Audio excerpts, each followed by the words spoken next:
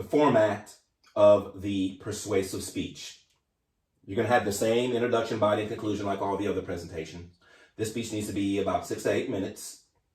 Story, 30 seconds to a minute and 30 seconds. Topic, I want to convince you to be for or against. You have to choose a side. And so I'm going to use capital punishment as an example. I would like to convince you to be for capital punishment.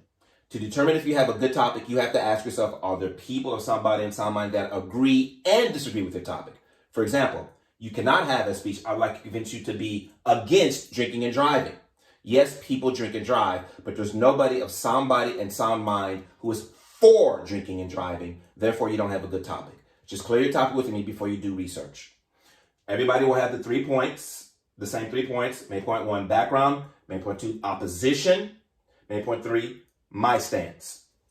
Main point 1, background. Here, pretend like we know nothing about your topic and you are giving us a mini informative speech to bring us up to speed. And so if your topic is, I would like to convince you to be for capital punishment, pretend we know nothing about capital punishment. And you tell us how long capital punishment has been around. Capital punishment has been around since the Bible. Jesus was crucified. They stoned people to death. They cut people in half. Here in the United States of America, some states have capital punishment, some states don't. Here in Texas, we do have capital punishment.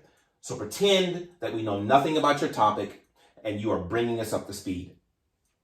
For your second point, the opposition. These are the people that disagree with your stance. And so if you want to convince people to be for capital punishment, these people are against it. And you have this second point, the opposition, to give the audience some context so that they can make a fair decision. Let us know that you disagree with the opposition.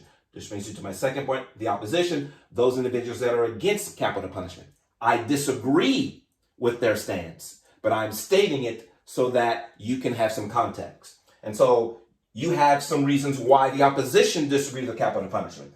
They disagree with it because they feel like the wrong person can be put to death. They disagree with it because it costs too much money. And they disagree with it because they feel like it does not deter crime.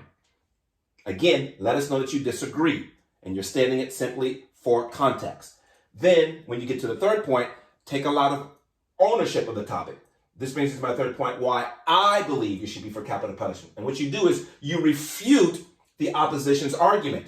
So your argument would be, I disagree with the opposition. I think that with DNA evidence, the wrong person will not be put to death.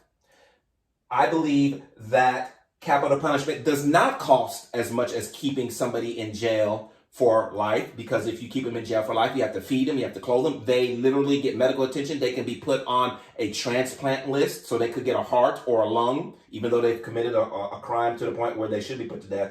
And I do believe that it does deter crime. So when you get to the third point, your subpoints will refute the subpoints of the opposition. Then, in conclusion, I told you about my 3 points. Point number 1, the background. Point number 2, the opposition. Point number 3, my stance. And then what I want you to take away from this presentation is